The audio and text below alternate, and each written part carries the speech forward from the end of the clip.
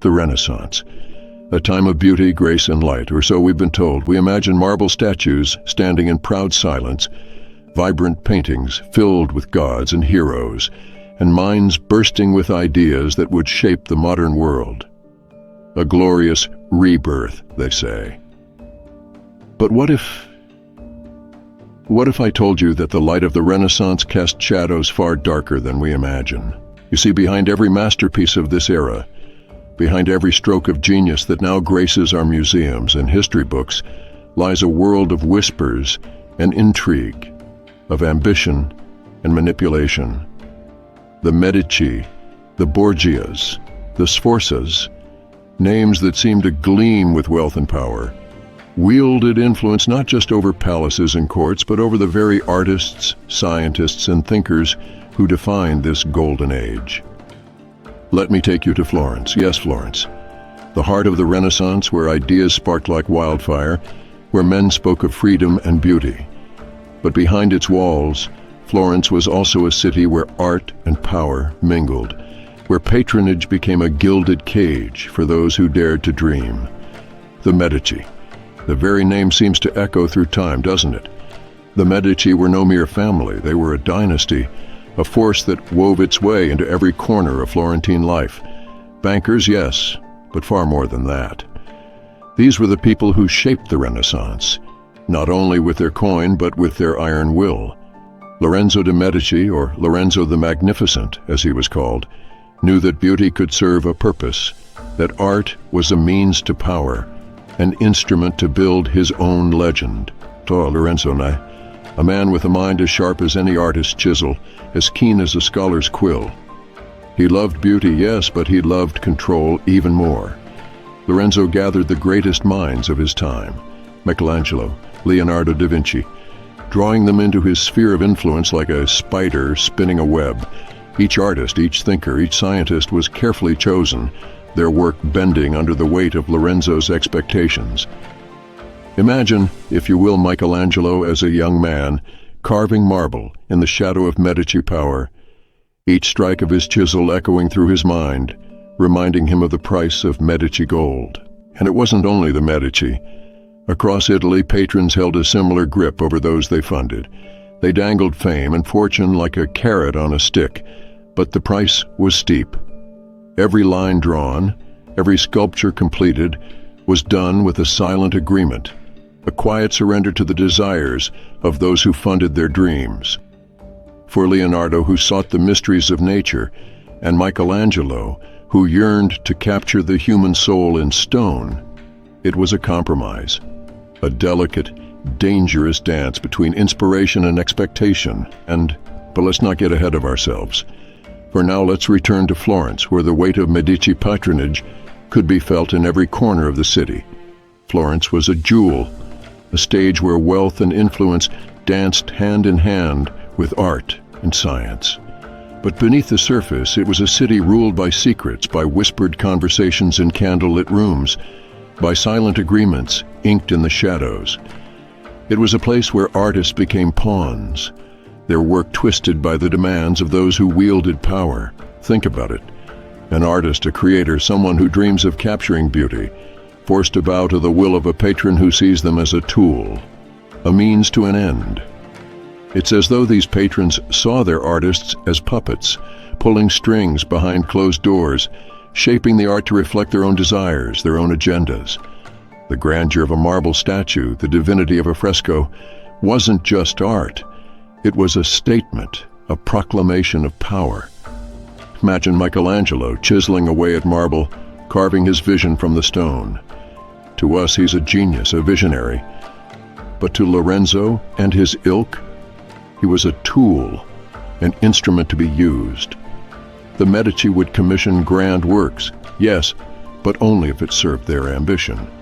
They would hold sway over every stroke, every color, every figure that appeared on the canvas or in the stone.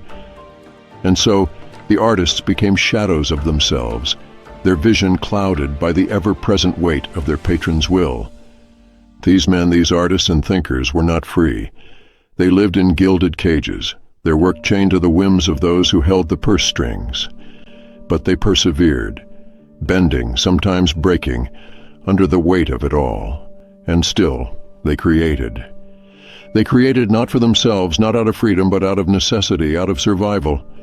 And that, my friends, is the true cost of Renaissance glory. But let us delve deeper. Because beneath the grandeur and the glory, the Renaissance hid a murky underworld where ambition flowed as freely as the Tiber and secrets took root in shadows. For artists, the courts of Florence and Rome, Venice and Milan, were not simply places of patronage. No, they were battlegrounds, sites of silent warfare waged with paintbrushes and marble blocks. And those who played their hands well enough would live to tell the tale. Yet many more would vanish into obscurity, their talents absorbed, their lives bent to the whims of power. Think for a moment of Leonardo da Vinci. Today, his name is synonymous with genius. His brush brought to life the Mona Lisa. His mind conceived machines centuries ahead of his time. But Leonardo was too a man often caught between his need for patronage and his insatiable curiosity. He did not create in freedom, oh no, far from it. Leonardo often had to chase commissions from one noble to the next, securing enough gold to continue his studies, his experiments, his relentless quest to understand nature, and he was forced again and again to tailor his genius to the whims of his patrons. Now picture him at the court of Ludovico Sforza, Duke of Milan. The Duke was ambitious, a man who saw art not as beauty, but as status. To him, the work of Leonardo was not about enlightenment, but about the power it symbolized, the prestige it bestowed upon him. And so, the great Leonardo, the very essence of Renaissance intellect, was set to create not for the pursuit of truth or beauty, but to serve the Duke's ambitions, to glorify his reign. For years, Leonardo's talents became the tool of a ruler's vanity. His projects abandoned and reimagined each time Ludovico's needs shifted. His work bent under the weight of his patrons' demands. And what of Michelangelo? Here is a story. In Rome, Pope Julius II, a man of fierce will and explosive ambition, commissioned him to paint the ceiling of the Sistine Chapel. But this was no mere commission. It was a command. Julius wanted a spectacle, a tribute to his own legacy, his own power. And Michelangelo, the sculptor, was pushed into a task that was, at times, a burden beyond measure. Imagine it, day after day, year after year, lying on his back, painting inch by inch, scene by scene, with the Pope's gaze ever looming above him. And as he painted, his spirit stretched thin, his back ached, his eyesight blurred. Yet, he continued. The art of the Renaissance, these masterpieces we marvel at today, were often born of struggle, of sacrifice. The artists we revere worked not in freedom, but in quiet servitude, bound to patrons who saw them as tools, assets, mere ornaments to their power. But in their work, these artists defied their patrons, defied the chains that held them. For though their hands were bound, their spirits shone through, leaving us with images and forms that defy time itself. And perhaps that's the ultimate paradox of the Renaissance, an age celebrated for its beauty, its wisdom, its rebirth of the human spirit, was an era marked equally by power, by control, by darkness. We look upon these works, these paintings, these statues, and we see the triumph of human creativity.